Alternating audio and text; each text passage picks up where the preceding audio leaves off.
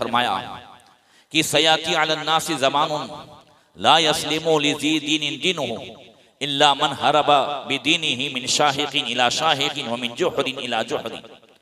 हुज़ूर ने फरमाया ऐसा ज़माना आएगा कि किसी दीनदार का दीन सलामत नहीं रहेगा मगर यह है कि वो अपने दीन की हिफाजत के लिए एक जंगल से दूसरे जंगल, एक घाटी से दूसरे घाटी घूमता फिरे तो उसका दीन सलामत रहेगा।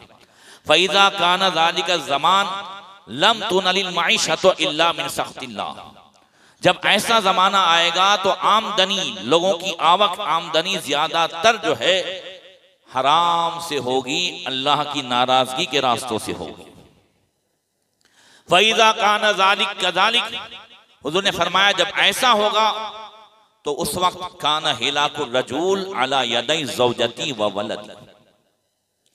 आदमी की हिलाकत उसके बीवी बच्चों की वजह से होगी, आदमी की तबाही उसके बीवी बच्चों की वजह से होगी।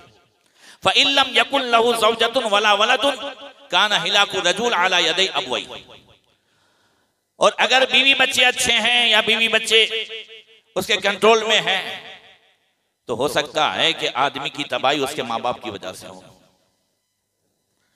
फ़इल्लम यकुन लहु अबवान, अगर माँ बाप नहीं है या माँ बाप अच्छे हैं तो हो सकता है काना हिलाकु रजूल अला यदै क़राबतिही अबिल जीरान, आदमी की तबाही उसके पड़ोसी की वजह से या रिश्तेदारों की वजह से हो। सहाबा ने अर्ज़ की कैफ़ा ज़ालिक या रसूलल्लाह, या रसूलल्लाह ये कैसे होगा कि आदमी की तबाही उसके बीवी बच्चों की वजह से हो, रिश्तेदारों की वजह से हो। फरमाया हाँ, युअय्यिरुनहु बिज़िक़िल मईशा फ़इंद ज़ालिक युरीदु नफ्सहु अल मवारिद अल्लती तहलिकु फ़ीहा।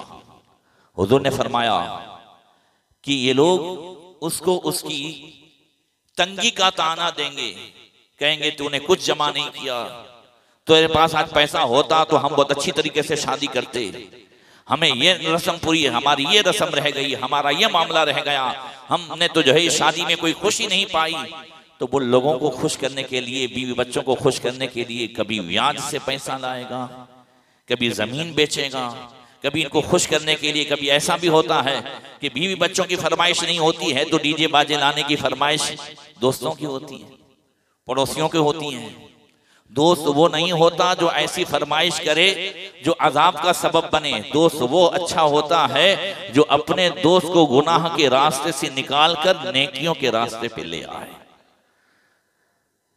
तो आदमी की हिलाकत इन सब वजह से होगी तो आदमी फिर जो है वो सारों को खुश करने के लिए कभी इधर हाथ डालेगा, कभी उधर हाथ डालेगा।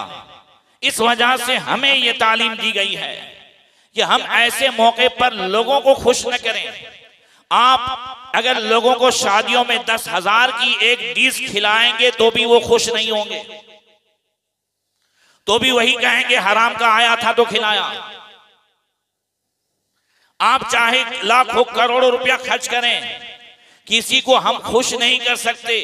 हमें लोगों को खुश करने का हुक्म नहीं है, हमें किसको खुश करने का हुक्म है? तो ताजुल शरिया फरमाते हैं जो पिया को भाई अख्तर वो सुहाना राग है, जिससे ना खुश हो पिया वो रागनी अच्छी नहीं। हमारे लिए है कि अल्लाह रसूल अगर खुश है तो सारा जमाना खुश है।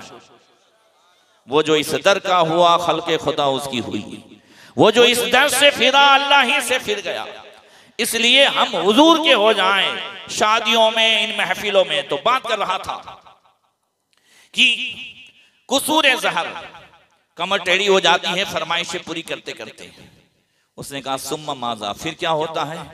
फरमाया नुज़ूल क़ब्र, आदमी वैसे ही कब्र में चला जाता। ये उस निकाह के हवाले से है जिसके बाद आमतौर से लोग एक दूसरे का हक अदा नहीं करते, दोनों खानदान में अच्छे सलूक नहीं होते। अगर हम शादियों की जिंदगी में यानी निकाह के बाद की जिंदगी में और फिर आपस में अगर एक दूसरे का हक अदा करें तो कभी कोई मसला हो सकता नहीं। मसला उसी वक्त होता है जब बीवी को ये लगता है कि ये मेरा हक अदा नहीं करता या मेरे रिश्तेदारों से नफरत करता है। मर्द को लगता है कि औरत को उसके रिश्तेदार ज्यादा अच्छे लगते हैं, मेरे रिश्तेदार अच्छे नहीं लगते। बोलो ऐसा होता है कि नहीं होता?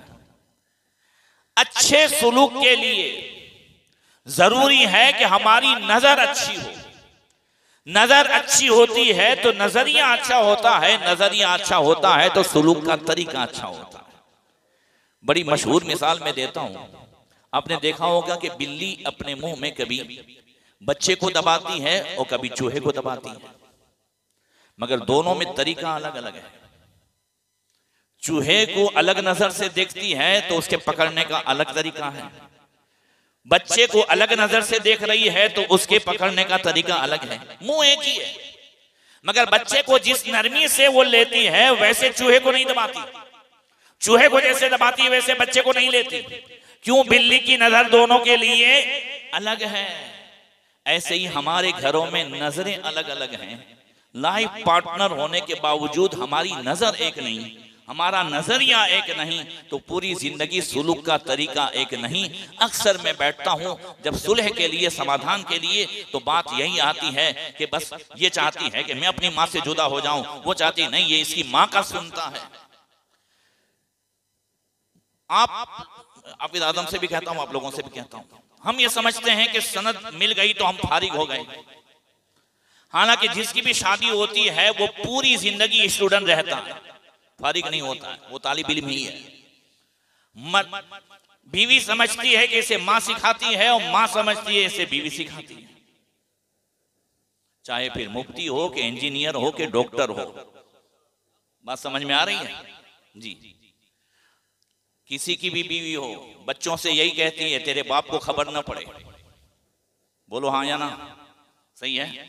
और बात भी उसकी सही है, खबर नहीं पड़ी तब तो उसको लाए, बात भी सही है, सही है ना जी। तो कह ये रहा था कि आपस में एक दूसरे, जब तक हम एक ना हो जाएं, दोनों के रिश्तेदार आपस में ये न समझें कि भाई ये हमारे रिश्तेदार हैं, ये सिर्फ एक दिन के लिए आओ भगत नहीं है, निकाह से पहले तक की आओ भगत नहीं है। जो हमारा तरीका पहले था वही तरीका बाद में रहे तो पूरी जिंदगी शिकायत का मौका नहीं हो सकता। तरीके के, हमारे सुलूक के तरीके बदल जाते हैं, नजरें बदलती हैं, तो फिर मामला ये होता है कि फिर एक दूसरे के दिल में बुग़्ज़ पैदा होता है। फिर एक दूसरे साथ में तो रहते हैं, मगर ये है कि दोनों के दिल में बुग़्ज़ है, छोटी छोटी बातों में झगड़े होते हैं, छोटी छोटी बातों में शक है, शुबहात है, कंफ्यूजन है, और फिर वो जिंदगी अजीरन होती है। लाइफ पार्टनर, आप में से इतने बच्चे नौजवान बैठे हैं, मंगनी से लेके निकाह तक का जमाना अच्छा कि निकाह के बाद का? हम लोग नहीं बोलेंगे, हमने बातें नहीं करी, आप लोगों से पूछता हूं,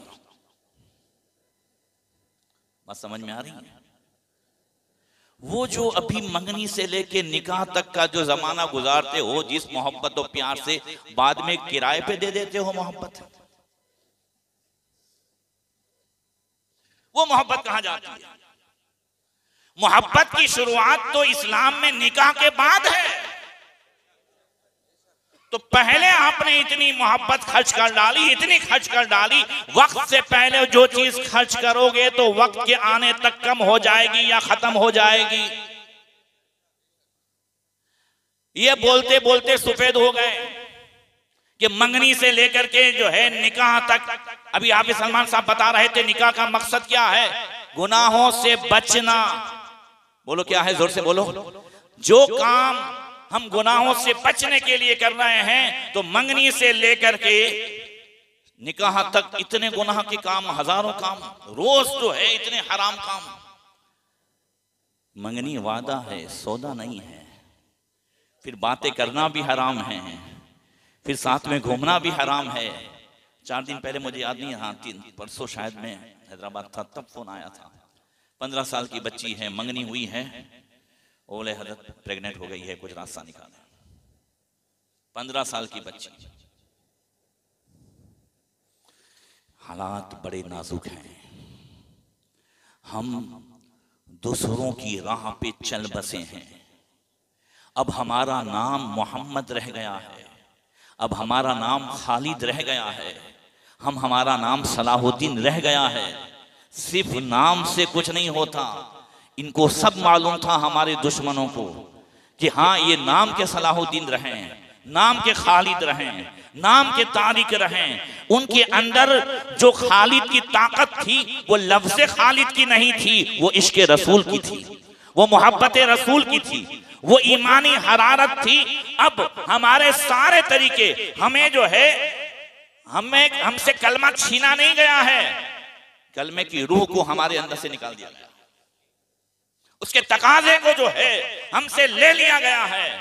अब हम नाम के तो खालिद हैं, नाम के तो सलाहुद्दीन हैं, नाम के तो तारिक हैं, नाम के तो जो है अबू बकर व उमर हैं, मगर वो जो पावर था वो पावर नहीं है।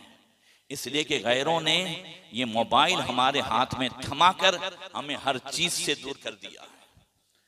मोबाइल ने हमें रूह से भी दूर कर दिया है, नमाज से भी दूर कर दिया है, कारोबार से भी दूर कर दिया है, नेकियों से दूर कर दिया है, और गुनाहों से, बेहयाइयों से और बुराइयों से करीब कर दिया।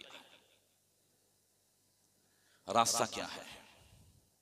एक बात और बता दूं, जब कोई बुराई फैशन बन जाए, बेहयाई फैशन बन जाए, तो उसका दूर करना मुश्किल होता है। सही है ना?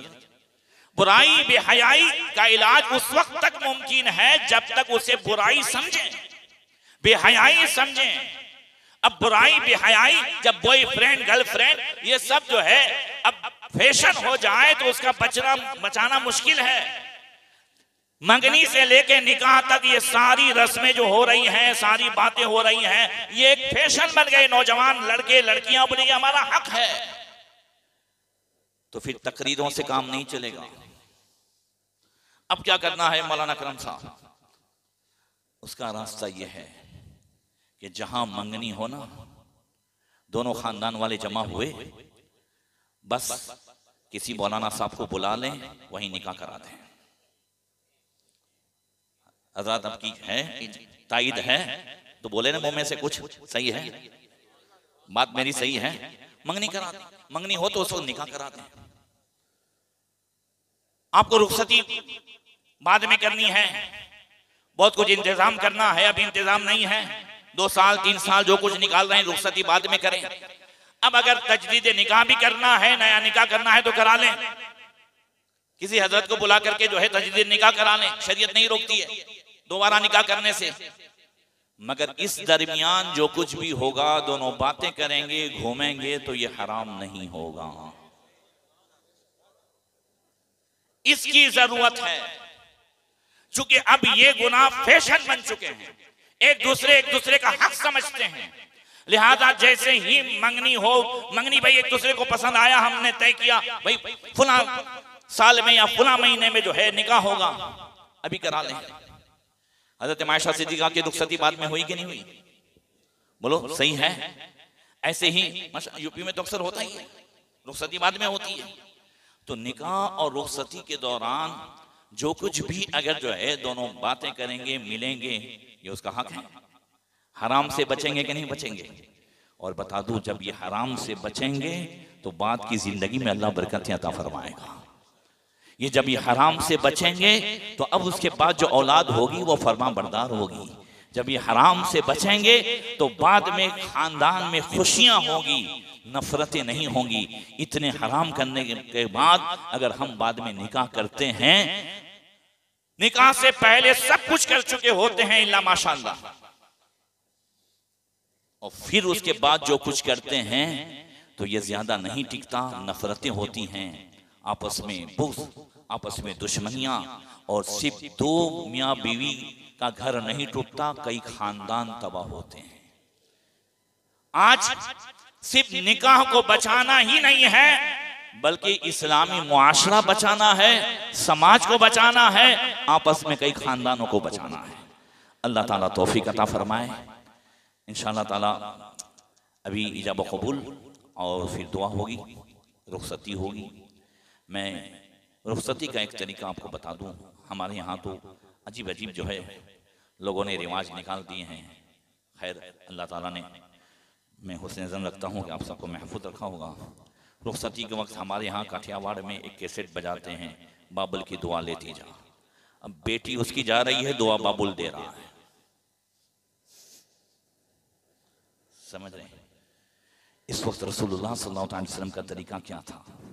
हुजूर ने अपनी साहबजादी जन्नती औरतों की सरदार, कह दो सुभान अल्लाह, को वलियों के सरदार के घर जब रुखसत करना चाहा तो हुजूर ने गिलास मंगाकर सूरह फलक सूरह नास पढ़ी और दुआ दी, अल्लाहुम्मा इन्नी उईज़ुहा बिका व ज़ुर्रियतहा मिनश शैतानिर रजीम, अल्लाह फातिमा को और उसके आने वाली नस्ल को तेरी पनाह में देता हूँ।